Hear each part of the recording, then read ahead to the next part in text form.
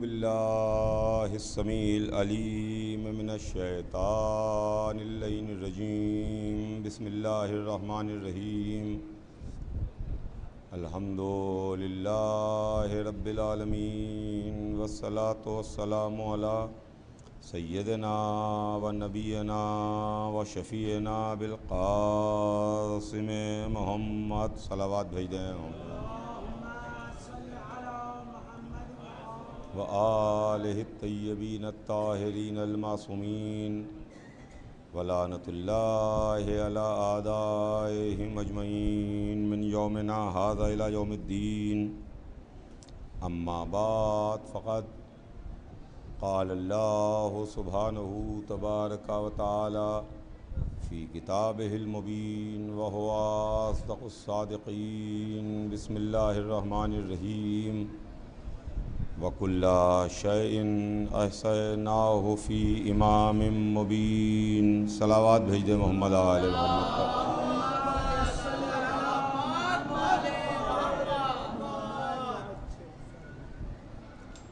خداوند عالم قرآن مجید میں ارشاد فرماتا ہے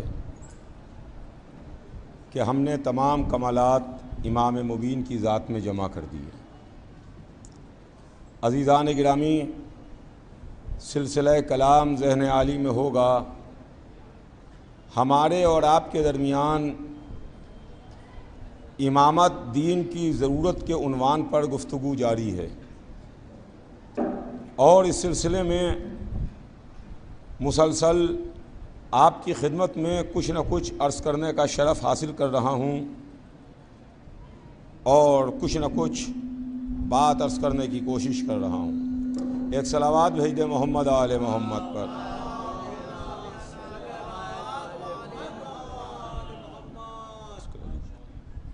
ایک اور صلوات بھیج دیں محمد آل محمد پر۔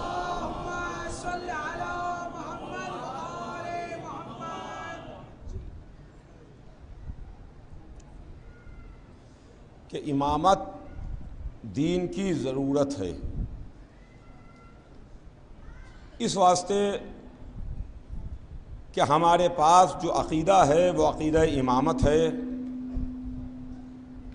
اور کم سے کم ہمارے نوجوان، ہمارے یوتھ، ہمارے بچے اس بات کو اپنے ذہن نشین کریں کہ یہ جو ہم امامت کو ماننے والے ہیں، ہم امامت کا عقیدہ اپنے پاس رکھتے ہیں، اس امامت کے عقیدے کا اسلام سے تعلق کیا ہے، اس کا اسلام سے ریلیشن کیا ہے، اس سے اسلام کی رشتہ داری کیا ہے۔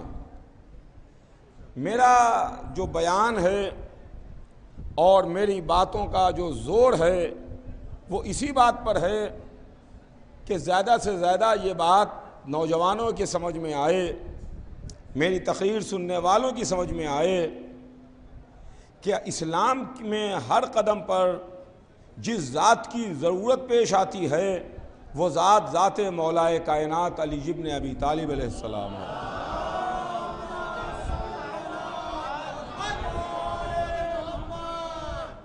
میں کوئی اختلافی بات نہیں کرتا، میں کوئی تعصب کی بات نہیں کرتا، میں تعصب کا چشمہ لگا کے نہیں بولتا، بلکہ جو اسلامی 1400 برس پرانی تاریخ ہم کو بتا رہی ہے وہ باتیں میں آپ کی خدمت میں عرض کر رہا ہوں، جس کے سلسلے میں عالم اسلام میں کوئی اختلاف نہیں ہے، جس کے سلسلے میں عالم اسلام میں کوئی مت بھید نہیں ہے، جس کے سلسلے میں یہ بات نہیں ہے کہ صاحب آپ نے یہ واقعہ نہیں اس طریقے سے بات کہہ دی، اس طرح سے نہیں اس طریقے سے بات کہہ دی۔ جیسے جیسے اسلام آگے بڑھ رہا ہے، جیسے جیسے دین آگے بڑھ رہا ہے، جیسے جیسے مذہب آگے بڑھ رہا ہے، ویسے ویسے ہم کو امامت کی ضرورت درکار ہو رہی ہے، ہم کو مذہب کو اسلام کی ضرورت، امامت کی ضرورت پیش آ رہی ہے۔ میں نے رسول اللہ کے مکے کی زندگی آپ کی خدمت میں عرض کی، میں نے رسول اللہ کی مدینہ کی کچھ زندگی کی جھلکیاں آپ کی خدمت میں پیش کیں۔ مکے کی زندگی میں دعوت عشیرہ ہے، مکے کی زندگی میں شب ہجرت ہے، مکے کی زندگی میں رسول کے پیچھے وہ کافروں کے لگائے ہوئے بچے ہیں جو رسول کے پیچھے پیچھے ہنستے ہوئے تالیاں بجاتے ہوئے چل رہے ہیں۔ مکے میں مخالفت ہے، مکے میں دشمنی ہے۔ ان ساری دشمنیوں کا مقابلہ کس نے کیا؟ ساری دشمنیوں کے مقابلے پر کون آیا؟ جو ذات سامنے آئی وہ ذات علی کی ذات تھی۔ اس کے بعد سرکار کی مدینہ کی زندگی ہے۔ مدینہ کی زندگی کی کچھ جھلکیاں کل میں نے آپ کی خدمت میں پیش کی، اور کل میں نے جو کچھ لڑائیوں کی جھلکیاں آپ کی خدمت میں پیش کی، لڑائیاں پڑھی نہیں ہیں میں نے ابھی۔ کسی کے ذہن میں یہ نہ آئے کہ میں نے جنگیں پڑھی ہیں، جنگ نہیں پڑھی ہے، صرف جنگ کی جھلک آپ کی خدمت میں پیش کی ہے۔ جنگ کی جھلک ہے کہ جھلک دیکھتے دیکھتے وقت تمام ہو گیا، جھلک دیکھتے دیکھتے بات تمام ہو گئی تھی، اور بات یہاں تک پہنچی تھی کہ سب سے پہلے بدر کے معرکے میں مسلمانوں نے جس شجاع اور بہادر کو پہلی مرتبہ تلوار چلاتے ہوئے دیکھا وہ ذات علی کی ذات تھی۔ احد میں جس کے واسطے ذوالفقار آئی وہ علی تھے۔ خندق میں جسے کل ایمان کا خطاب ملا وہ علی تھے۔ یہاں تک آتے آتے بات تمام ہو گئی تھی، وقت تمام ہو گیا تھا۔ لیکن اسلام میں جو چار بڑی لڑائیاں ہیں، چار بڑی جنگیں ہیں، چار بڑے معرکے ہیں، چار بڑے کارنامے ہیں، ان کو اگر نہ آپ کی خدمت میں بیان کیا جائے گا تو یہ تاریخ کے ساتھ بہت بڑی ناانصافی ہوگی، جس میں کہ تین میں کل آپ کی خدمت میں عرض کر چکا۔ آج صرف چوتھی لڑائی کی ایک جھلک دکھاتا ہوا اپنی بات کو آگے بڑھا دوں گا، اس لیے کہ تیزی کے ساتھ وقت آگے بڑھ رہا ہے، تیزی کے ساتھ تاریخیں آگے بڑھ رہی ہیں، تیزی کے ساتھ وقت تمام ہو رہا ہے۔ باتیں بہت زیادہ ہیں، گفتگو بہت زیادہ ہے، وقت کے دامن میں کمی بہت ہے، مگر عزیزان گرامی اس کو بھی ہم کیا کریں کہ میں 1 گھنٹہ آپ کی خدمت میں عرض کرتا ہوں۔ 1 گھنٹے کی حیثیت کیا، 10 گھنٹے کی اوقات کیا؟ علی کے فضائل تو وہ فضائل ہیں کہ عمر انسانی کیا عمر کائنات نہ کافی ہے، عمر کائنات نہ کافی ہے۔ اگر علی کی مدح کی جائے، علی کے واقعات بیان کیے جائیں، علی کے فضائل بیان کیے جائیں تو انسانی زندگی کتنی سی ہے؟ 60 برس، 80 برس، 100 برس، یہ بھی کوئی زندگی میں زندگی ہے؟ اما عمر کائنات نہ کافی ہے علی کو سمجھنے کے واسطے؟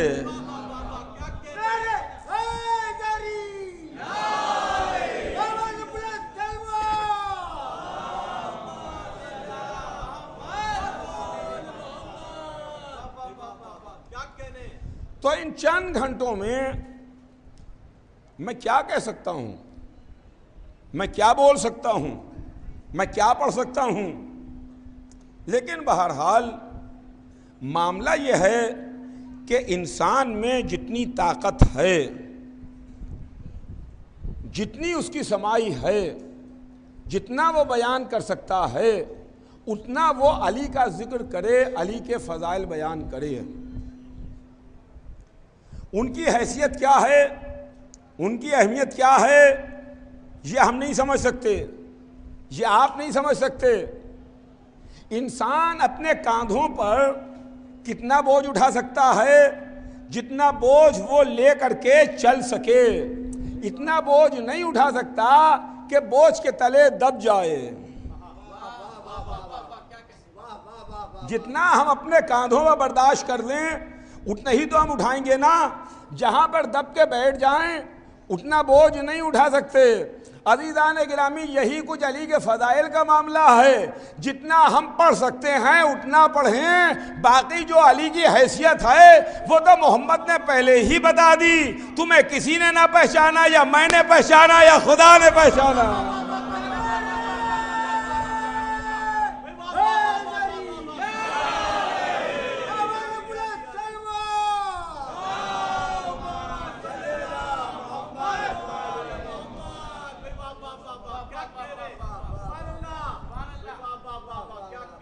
جتنی ہماری طاقت ہے، جتنی ہماری زبان میں دم ہے، جتنے ہماری ذہن کی صلاحیت ہے، جتنا ہمارے سینے میں علم ہے، کم سے کم ہم علی کے فضائل بیان کرنے میں اس میں کوئی بخل تو نہ کریں،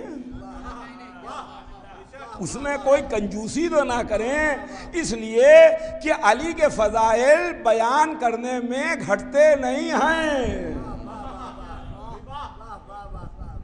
علی کے فضائل بیان کرنے میں کوئی پریشانی نہیں ہے۔ چنانچہ کل آپ کی خدمت میں بات جنگ خندق پر آ کے تمام ہو گئی تھی کہ علی نے ایک تلوار میں، ایک ضرب میں، ایک وار میں 2 کر دیا اس کو جو 1000 آدمیوں کے برابر طاقت رکھتا تھا۔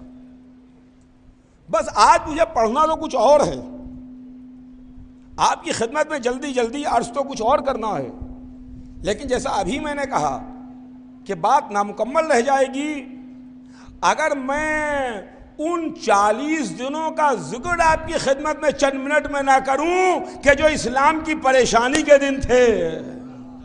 ایک صلوات بھیج دے محمد آل محمد پر۔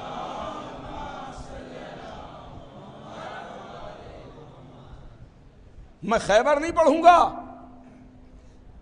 بس اتنا ہی ٹکڑا جتنا میرے مضمون کے اندر ہے، جتنا میرے مضمون کے فریم ورک کے اندر ہے، بس وہ آپ کی خدمت میں عرض کروں گا۔ جانتے آپ سب کچھ ہیں کہ خیبر میں رسول اللہ لشکر کو لے کے آئے، 39 دن تک کے لشکر میدان میں رہا، میدان میں لشکر آتا رہا، جاتا رہا، میدان میں آتا رہا، واپس جاتا رہا، لوگ لڑنے کے واسطے میدان میں آتے رہے، واپس جاتے رہے، مگر کوئی فتح نہیں ہوئی، مگر کوئی کامیابی نہیں ہوئی، مگر وہ جو بڑے قلعے کے اندر رہتا تھا، قلعہ قموس میں مرحب، اس کو زیر نہ کر سکے۔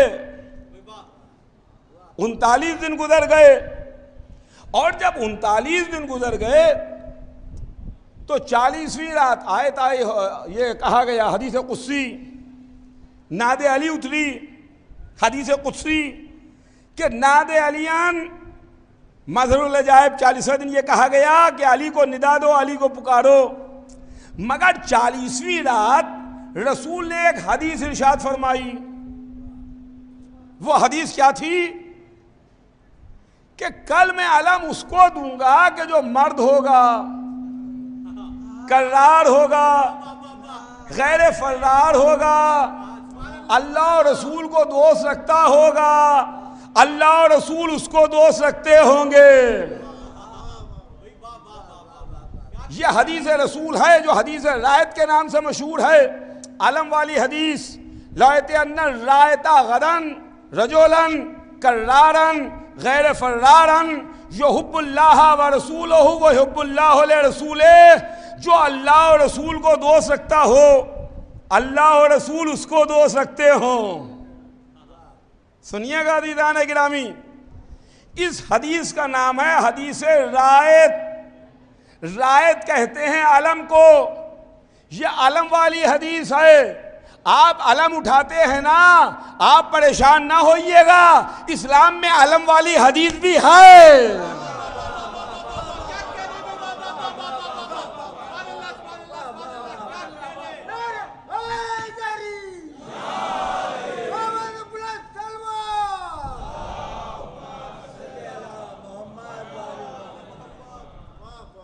علم والی حدیث بھی ہے اسلام میں، حدیث رایت۔ کل میں علم اسے دوں گا جو مرد ہوگا، کرار ہوگا، غیر فرار ہوگا، اللہ اور رسول کو دوست رکھتا ہوگا، اور اس کے بعد فرمایا اللہ اور رسول اس کو بھی دوست رکھتے ہوں گے۔ یہ عجیب بات فرمائی رسول نے کہ اللہ اور رسول اس کو دوست رکھتے ہوں گے۔ معاملہ یہ ہے کہ دیکھیے ایک ہاتھ سے تالی نہیں بجتی ہے، دو ہاتھ سے بجتی ہے۔ آپ دعویٰ کرتے رہیے کہ ہم آپ سے بہت محبت کرتے ہیں، ہم آپ کو بہت چاہتے ہیں، ہم آپ کو بہت عزیز رکھتے ہیں، ہم زبان سے دعویٰ کرتے رہیں، مگر کبھی آپ بھی تو کہیے کہ ہم آپ کو چاہتے ہیں۔ آپ بھی تو کہیے نا کہ ہم آپ کو چاہتے ہیں، ہم آپ کو دوست رکھتے ہیں، ہم آپ کو عزیز رکھتے ہیں۔ یہ معاملہ ہے نا، کبھی آپ بھی زبان سے نکلے کہ ہاں ہم بھی تم کو چاہتے ہیں، ہم بھی تم کو عزیز رکھتے ہیں، ہم بھی تم سے محبت کرتے ہیں۔ کون سا مسلمان ایسا ہے جو یہ نہ کہے کہ ہم اللہ کو دوست نہیں رکھتے، ہم رسول اللہ کو دوست نہیں رکھتے؟ جس مسلمان کا شانہ ہلائیے وہ کہے گا ہم اللہ کو دوست رکھتے ہیں، ہم رسول اللہ کو دوست رکھتے ہیں۔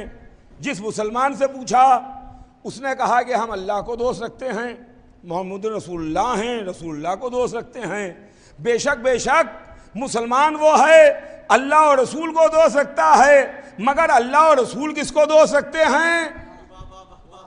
یہ خیبر میں 40ویں رات پتہ نہیں چلے گا، یہ 40ویں دن پتہ چلے گا جب محمد کسی کو عالم دیں گے۔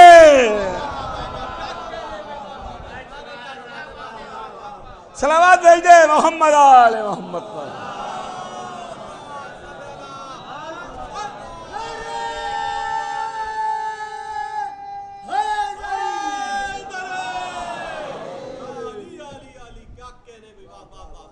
عالم دیں گے، مگر تاریخوں میں ہے کہ علی موجود نہیں تھے، خیبر میں علی موجود نہیں تھے۔ ایک روایت یہ ہے کہ مدینے میں تھے، ایک روایت یہ ہے کہ آشوب چشم میں مبتلا تھے۔ بہرحال چاہے مدینے میں ہوں چاہے آشوب چشم میں مبتلا ہوں، میدان میں نہیں تھے، میدان میں نہیں تھے۔ 39 دن لشکر آتا رہا جاتا رہا، آتا رہا جاتا رہا۔ سرکار رسالت موجود ہیں، مسلمان موجود ہیں، لشکر موجود ہے، قافلہ موجود ہے، لڑنے والے موجود ہیں، میدان میں جانے والے موجود ہیں، مگر میدان میں علی نہیں ہیں۔ مائنس علی سب ہیں، مائنس علی سب ہیں، علی نہیں ہیں۔ علی کو چھوڑ کے بقیہ سب میدان میں ہیں۔ اب عزیزان گرامی دیکھیے معاملہ یہ ہے کہ 39 دن تک کے میدان میں علی نہیں رہے تو لشکر کا عالم کیا ہوا کہ نہ فتح نصیب ہوئی، نہ کامیابی نصیب ہوئی، نہ کامرانی نصیب ہوئی۔ علی میدان میں نہیں تھے۔ اگر عالم اسلام میں اسلام سے علی کو مائنس کر دو گے تو خیبر میں 39 دن جیسا حال ہو جائے گا۔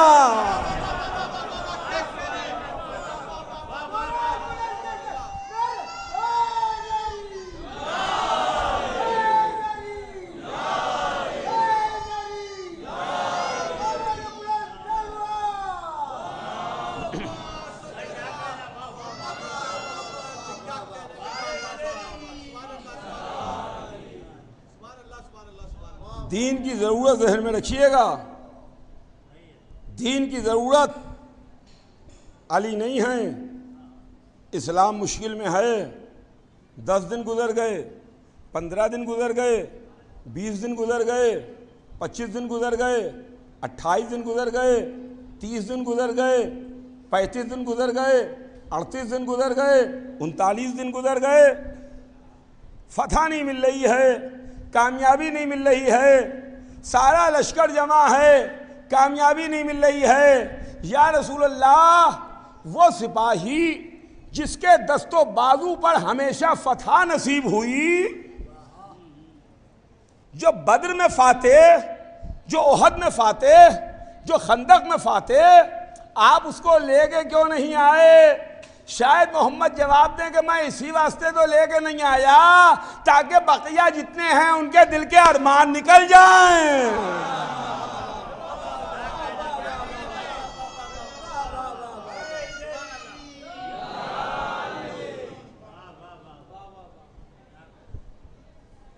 بہرحال رات میں رسول اللہ نے ارشاد فرمایا،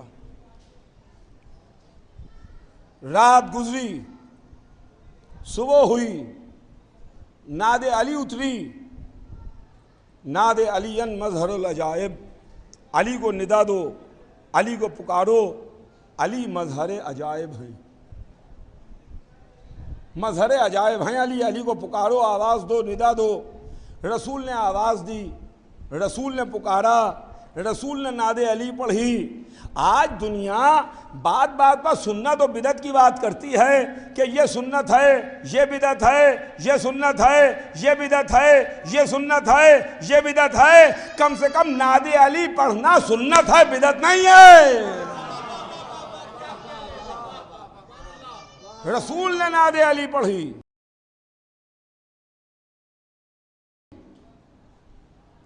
حکم پروردگار سے پڑھی، اور جیسے ہی ناد علی پڑھی فوراً علی آئے۔ اب جو تاریخ میں اسٹیٹمنٹ ہے وہ اسٹیٹمنٹ سنیے بڑے بڑوں کا، بڑے بڑے مسلمانوں کا۔ ان کا تاریخ نے اسٹیٹمنٹ ہم کو لکھ کے سنایا کہ صاحب وہ فرمانے لگے کہ رات بھر ہمیں علم کے انتظار میں نیند نہیں آئی، ہم رات بھر جاگتے رہے، اس انتظار میں جاگتے رہے کہ شاید کل محمد سے علم ہمیں مل جائے، کل شاید رسول سے علم ہمیں مل جائے، کل شاید نگاہ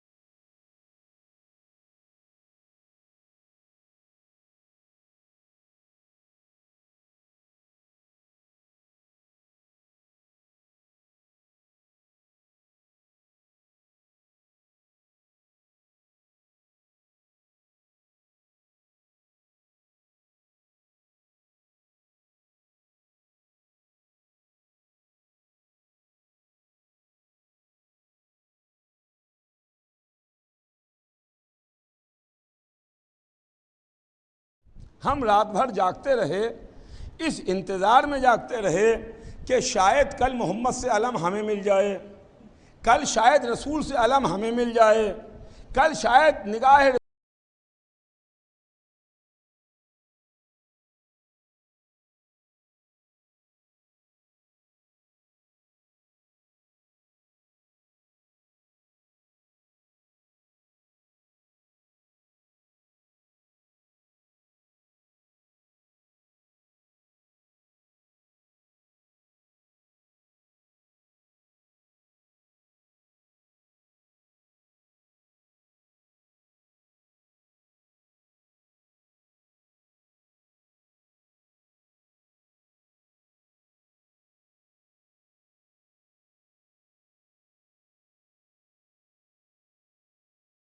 رات بھر ہمیں علم کے انتظار میں نیند نہیں آئی،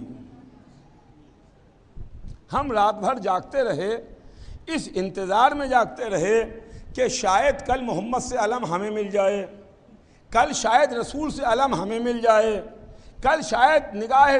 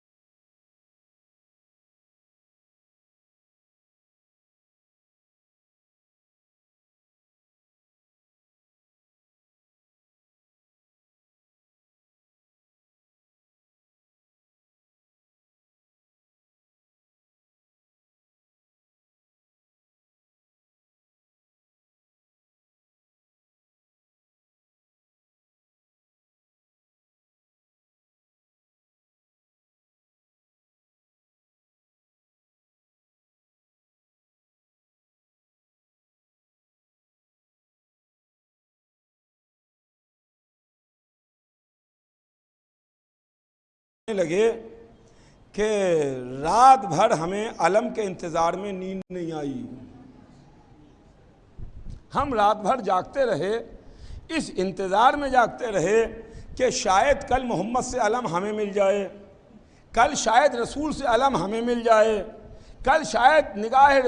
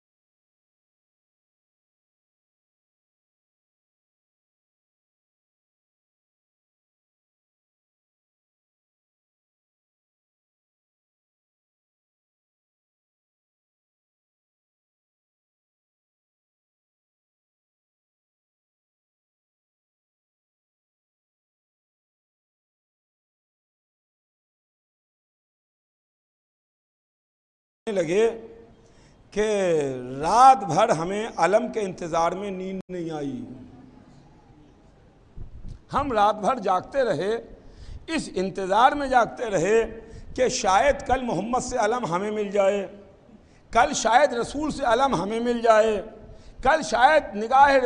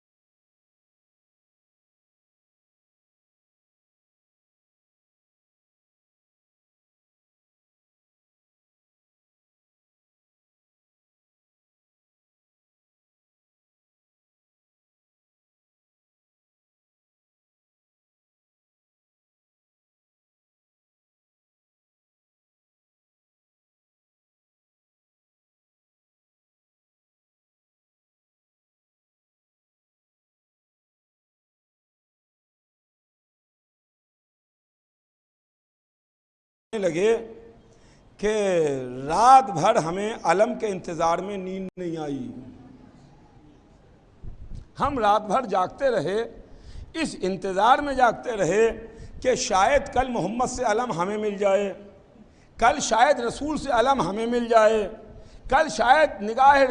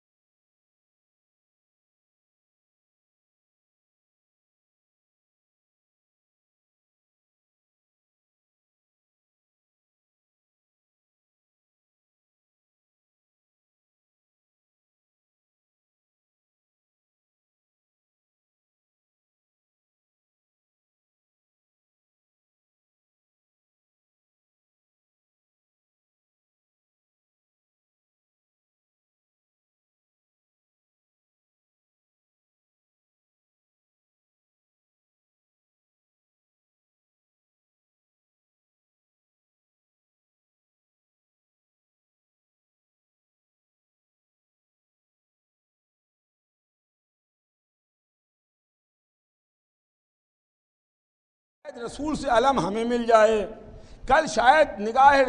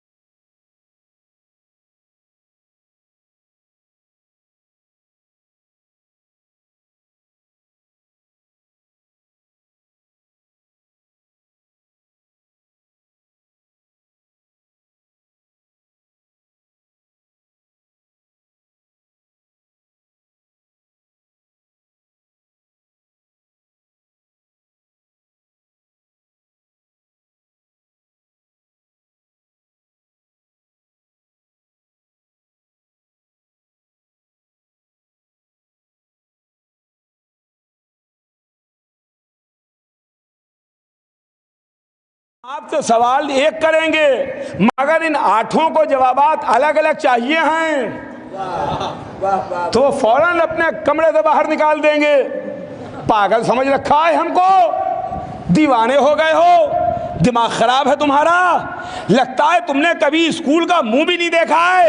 ایک سوال کا ایک جواب ہوتا ہے، 10 جواب نہیں ہوتے۔ سنیے گا، 10 جواب نہیں ہوتے۔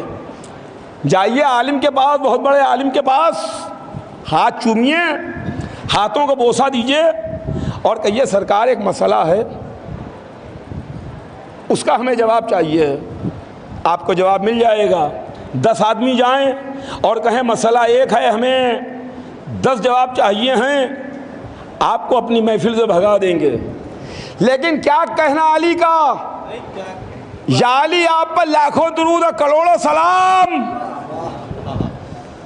خارجی آپس میں مشورہ کر کے آئے کہ چلو علی کے پاس سوال ایک کریں گے، جوابات الگ الگ چاہیے ہیں۔ یا علی ہمارے جوابات الگ الگ چاہیے۔ علی نے کہا ہمیں منظور ہے، منظور ہے، بولو تمہارا سوال کیا ہے؟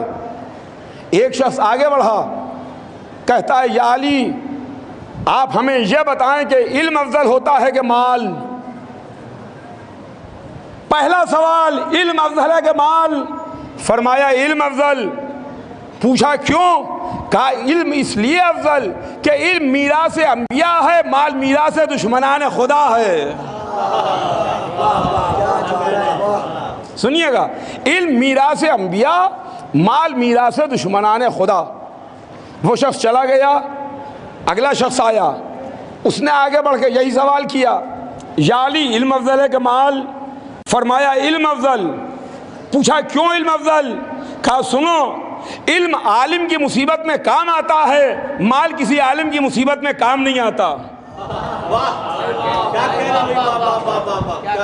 تیسرا شخص آگے بڑھا، اس نے پھر وہی سوال کیا، یا علی علم افضل ہے کہ مال؟ فرمایا علم افضل اس لیے کہ علم کو جتنا خرچ کرے گا اتنا بڑھتا جائے گا، مال جتنا خرچ کرے گا اتنا کم ہوتا جائے گا۔ اگلا شخص پھر آگے بڑھا، کہا یا علی علم افضل ہے کہ مال؟ فرمایا علم افضل اس لیے کہ علم کو چوری کا خطرہ نہیں ہے، مال کو چوری کا خطرہ ہے۔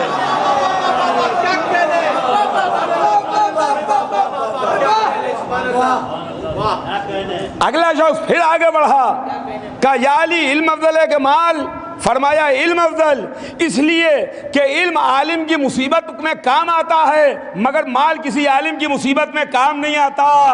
لوگ آتے رہے، علی سے سوالات کرتے رہے، علی علم کی نئی نئی فضیلتیں بیان کرتے رہے، علم کے اوپر نئی نئی انداز میں روشنی ڈالتے رہے، یہاں تک کہ جب آنے والوں کا سلسلہ رکا، سنیے، یہاں تک کہ جب آنے والوں نے دم توڑا کہ ایک مرتبہ علی نے اپنے زانو پر ہاتھ مارا، کہا اللہ کی قسم اگر یہ لوگ مجھ سے صبح قیامت تک پوچھتے رہتے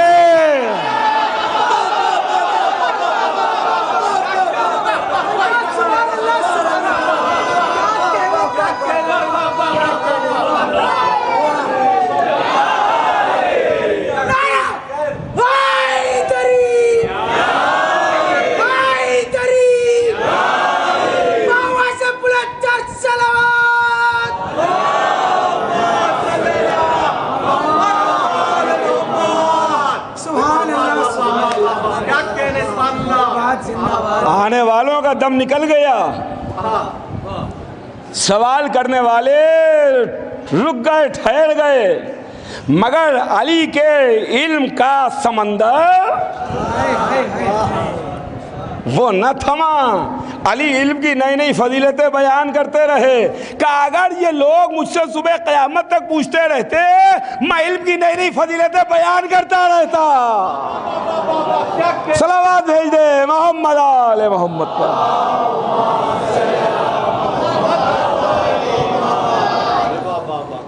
یہ ہے علم علی, یہ ہے علی کا علم. وہ کائنات میں ایک ہی عالم گزرا جس نے فرمایا کہ اگر میرے سامنے مسند قضا بچھائی جائے تو میں اہل توریت کا فیصلہ توریت سے کروں گا, اہل انجیل کا فیصلہ انجیل سے کروں گا, اہل قرآن کا فیصلہ قرآن سے کروں گا, اور ایسے کروں گا کہ کتابیں خود میری صداقت کی گواہی دینے لگے. دیکھا آپ نے, یہ کائنات میں ایک ہی کہہ سکتا ہے جب ولادت کے ساتھ ساتھ تلاوت کرے, ولادت کے ساتھ ساتھ قرآن کی تلاوت کرے. تو یہ علم ہے عزیزان گرامی. ہمیں چاہیے ہے کہ ہم اپنا علمی معیار بلند کریں, ہمارا علمی معیار بلند ہو. وہ علی کا علم ہے کہ جنہوں نے آ کے ممبر پر دعویٰ سلونی کیا, علم کے دریا بہائے. مشہور واقعہ ہے, میں صرف آپ کے ذہن کو اس جانب متوجہ کر رہا ہوں کہ 1400 برس پہلے علی جو بتا کے گئے ہیں, 1400 برس کے بعد دنیا کے سامنے وہی آ رہا ہے. وہی آیا. پانی چراغ کا دشمن ہوتا ہے, پانی چراغ کا دشمن ہوتا ہے. کہیں پر شمع روشن ہو, کہیں پر چراغ روشن ہو, اس پر پانی ڈال دیجئے بجھ جاتا ہے. ایک جگہ سے پانی گر رہا تھا, آبشارہ تھا, علی کا گزر ہوا. علی نے گرتے ہوئے پانی کو دیکھا کہ ایک مرتبہ اپنے ساتھیوں سے کہا کہ اگر میں چاہوں تو اس کے ذریعے سے شہروں کو روشن و منور کر دوں, اس کے ذریعے سے شہر روشن و منور ہو جائیں. وہ زمانہ جب چراغ جلتے تھے, ہائیڈرو الیکٹرک نہیں تھی, یہ والی بجلی نہیں تھی کہ ہیلوجن جل رہے ہیں, مرکریاں جل رہی ہیں, سی ایف ایل جل رہے ہیں. ایل ای ڈی کا زمانہ نہیں تھا, چراغ کا زمانہ تھا. وہ زمانہ کہ اگر میں چاہوں تو اس کے ذریعے سے شہروں کو روشن و منور کر دوں. لوگوں نے سن لیا, اس کان سے سن لیا ہوگا, اس کان سے نکال دیا ہوگا کہ یہ تو علی اپنے علم کی فضیلت کو آگے بڑھانے کے واسطے کہہ رہے ہیں. لیکن مورخ نے علی کا جملہ لکھ لیا, تاریخ نے اپنے سینے میں ریکارڈ کر لیا کہ اگر میں چاہوں تو اس کے ذریعے سے شہروں کو روشن و منور کر دوں.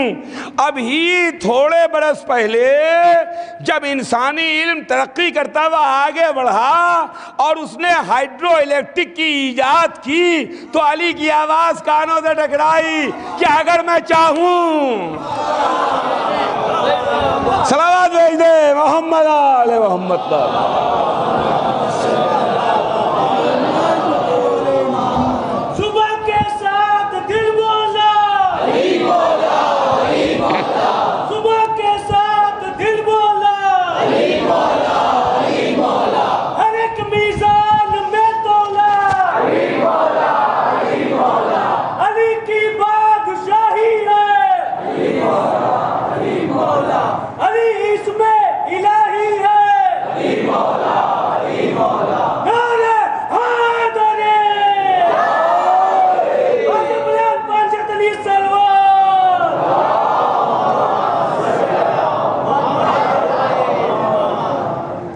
دیکھیے میں سامنے کی روزانہ کی باتیں واقعات آپ کی خدمت میں عرض کر رہا ہوں،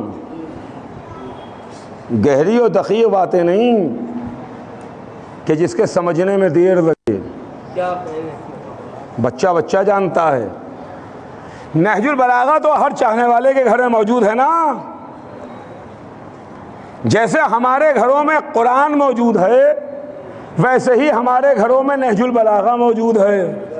بس معاملہ یہ ہے کہ ہمارے گھروں میں دو کتابیں ہیں، قرآن ہے، نہج البلاغہ ہے، یا مسلمانوں کے خدا کی کتاب ہے یا نصیری کے خدا کی کتاب ہے نا۔ نہج البلاغہ علی کے خطبات کا مجموعہ، علی کے ارشادات کا مجموعہ، علی کے فرامین کا مجموعہ، اقوال امیر المومنین کا مجموعہ، جس کو علامہ رضی نے کمپائل کیا، اما علامہ رضی نے جمع کیا، اور انہوں نے جب اس کو جمع کیا، کمپائل کیا، تو یہ تو ان کی خوبی تھی، خدا کی قسم۔ ہمارے علماء جو گزرے، کیا کہنا، اللہ ان پر رحمت نازل کرے، کیا کیا کتابیں ہمیں دے کر کے گئے ہیں، کیا کیا خزانے ہمارے حوالے کر کے گئے ہیں، جن کی ہم کو قدر نہیں ہے۔ ظاہر ہے کہ وقت نہیں ہے جو اس پر روشنی ڈالوں۔ تو سید رضی نے جب کتاب کو کمپائل کیا تو کمپائل کرنے میں انہوں نے پریفیس میں ایک بات لکھ دی کہ یہ کوئی نہ سمجھے کہ یہ کل کا کل امیر المومنین کا کلام ہے، سب علی کا کلام نہیں ہے۔ یہ نہ سمجھے کہ جتنا کلام امیر المومنین ہے سب میں نے جمع کیا ہے۔ انہوں نے اس بات کو لکھ دیا، یہ صرف اتنا ہی ہے جتنا مجھے ملا ہے، جتنا مجھے ملا ہے۔ تو اما جتنا سید رضی کو ملا، آج اس کو پڑھ کے دنیا میں وہ حیرت ہے، اگر کل کا کل مل جائے۔ صلوات دے محمد آل محمد۔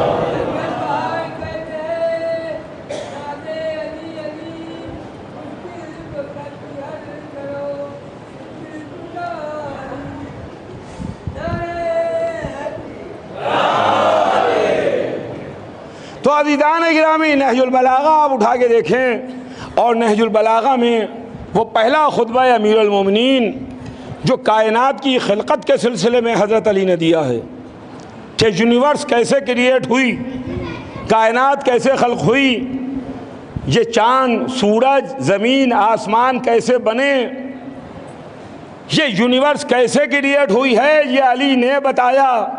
یہ علی کا پہلا خطبہ نہج البلاغہ میں مل جائے گا۔ بتانا میرا کام، پڑھنا آپ کا کام۔ آپ گھر جائیے، نہج البلاغہ اٹھائیے، پہلا خطبہ کھولیے، پڑھیے، تو آپ کو پتہ چلے گا کہ آج سے 1400 برس پہلے خلقت کائنات کے لیے علی نے کیا کہا تھا، کیسے یونیورس کریٹ ہوئی، یہ علی نے ہمیں بتایا۔ آج وہ قومیں، وہ لوگ جو علم کے میدان میں ترقی کر رہے ہیں، جو یہ پتہ لگا رہے ہیں کہ کائنات کیسے خلق ہوئی ہے، یونیورس کیسے کریٹ ہوا ہے، انہوں نے جب اس خطبے کو پڑھا اور دیکھا تو یہ اسٹیٹمنٹ دینے پر مجبور ہوئے کہ یا تو کائنات اس نے بنائی ہے یا اس کے سامنے بنائی گئی ہے۔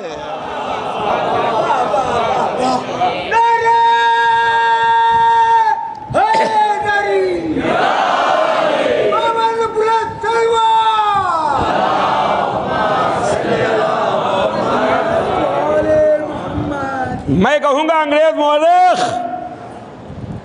ہمارا عقیدہ یہ ہے کہ کائنات کا کریٹر اللہ ہے، کائنات کا خالق اللہ ہے، کائنات کو اللہ نے خلق کیا ہے، لیکن ہاں یہ تو تیرا دوسرا جملہ بالکل ٹھیک ہے کہ کائنات ان کے سامنے بنی ہے، یہ اول مخلوق ہیں، زمین خلق ہوئی یہ دیکھ رہے تھے، آسمان خلق ہوئے یہ دیکھ رہے تھے، چاند سورج ستارے بنے یہ دیکھ رہے تھے، ہوائیں چلائی گئیں یہ دیکھ رہے تھے، پانی خلق ہوا یہ دیکھ رہے تھے، ملائکہ خلق ہوئے یہ دیکھ رہے تھے، انبیاء خلق ہوئے یہ دیکھ رہے تھے۔ اب اگر منبر پر آ کے دعوائے سلونی کریں تو حیرانی نہ کیجیے گا۔ صلوات بھیج دے محمد آل محمد پر۔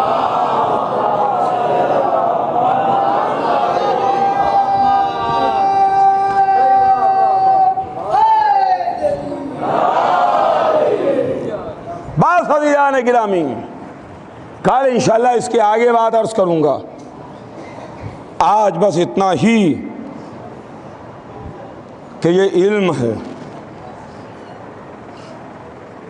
جو اہل بیت کے گھر کی چیز ہے، اور کربلا میں بھی علم و جہل کا ٹکراؤ ہو رہا تھا۔ ایک طرف نمائندہ علم حسین تھے تو دوسری طرف نمائندہ جہل یزید تھا۔ اگر حسین علم تھے تو یزید جہالت و تاریکی تھا۔ یہی تو وجہ ہے کہ جہالت، تاریکی، اندھیرا کبھی روشنیوں کا دوست نہیں ہوتا، علم کا دوست نہیں ہوتا۔ اسی لیے تو کربلا کے میدان میں ان کو 3 دن کا بھوکا اور پیاسا شہید کر دیا گیا۔ عزیزوں، اب آج سے وہ بڑی راتیں آ گئیں جو رونے اور رلانے کے واسطے ہیں۔ یہ 7ویں رات آ گئی، بات کہتے میں 6 راتیں گزر گئیں، ایام ازا کی 7ویں رات۔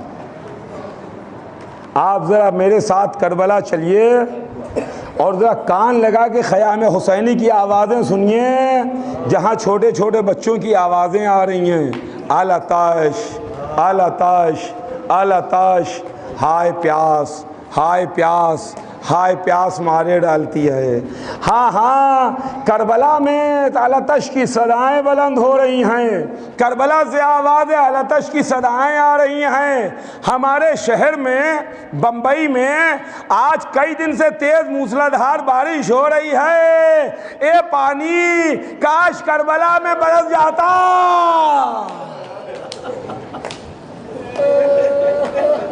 اے بارش کاش 10 محرم کو کربلا میں ہو جاتی تو ام فروا کا لال پانی پی لیتا،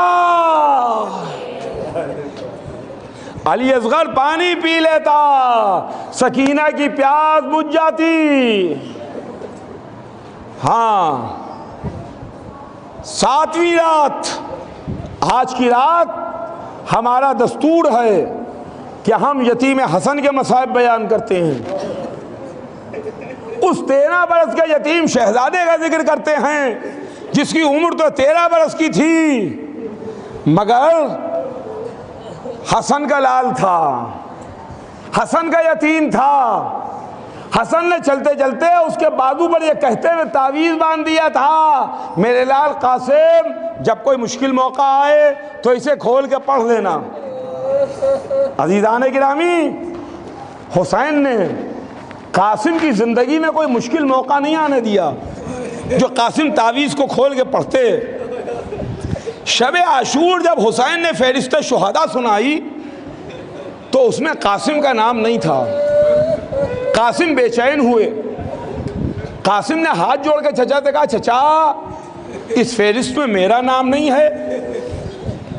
کہ ایک مرتبہ حسین نے قاسم سے سوال کیا، میرے لال تمہارے نزدیک موت کیسی ہے؟ عزیزوں، یہ کربلا کے بچے ہیں جنہوں نے موت کا مزہ بتایا۔ میرے لال تم موت کو کیسا سمجھتے ہو؟ کہ ایک مرتبہ قاسم کا جواب سنیے گا، یا امی الیوم احلا من العسل، چچا آج سوال کر رہے ہو؟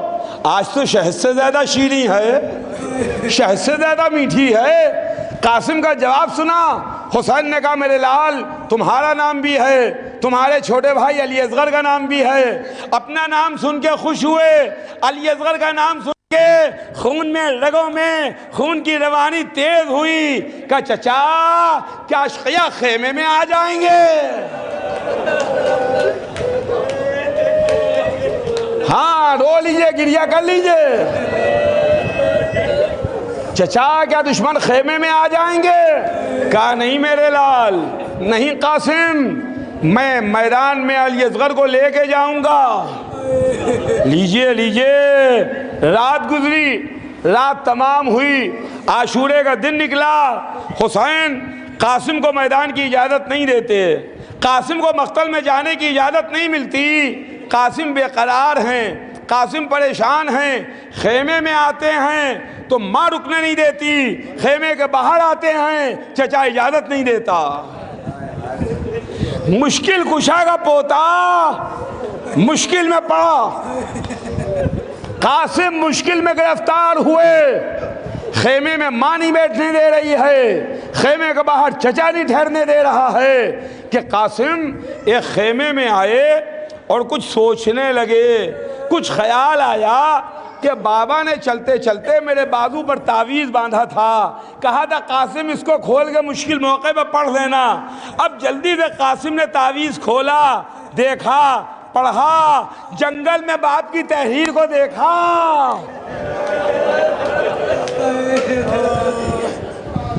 باپ کا خط تھا، میرے بھیا کربلا کے میدان میں میں نہ ہوں گا، میرے بدلے میں میرا قاسم آپ پر جان قربان کرے گا۔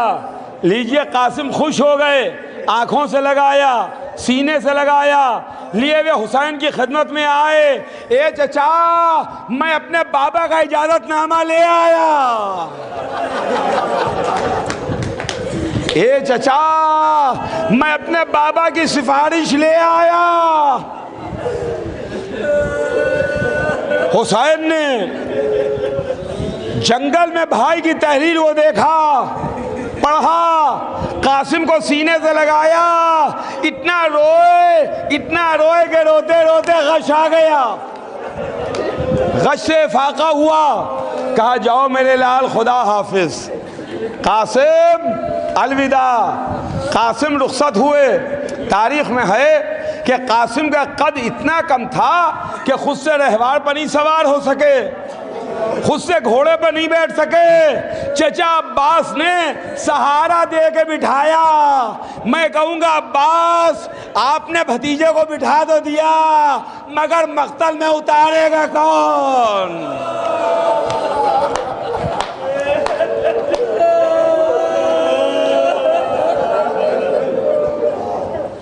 حسین کو سلام کیا، عباس نے خدا حافظ کہا۔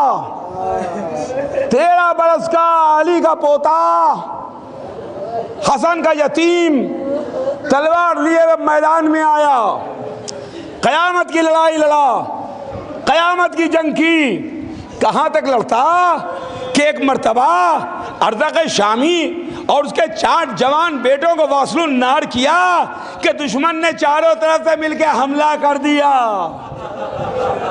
بیچ میں قاسم، چاروں طرف سے دشمنوں کے حملے، گھوڑے سے زمین پر آئے، آواز دی چچا میرا آخری سلام، اے چچا میرا آخری سلام۔ حسین نے کہا ارے میرے لال قاسم۔ تیزی سے حسین چلے، عباس چلے، علی اکبر چلے۔ اب جو قاسم کے سرحانے پہنچے تو قاسم دنیا سے جا چکے تھے، اب قاسم دنیا میں نہیں تھے۔ حسین نے ایک حسیر منگائی، قاسم کے لاشے کے ٹکڑے رکھے، در خیمہ پر لائے۔ اے ام فروہ تمہارا چاند آ گیا، اے ام فروہ تمہارا لال آ گیا۔ واہ قاسمہ واہ یتیمہ کی صدائیں بلند تھیں، حسن کا لال شہید ہو چکا تھا۔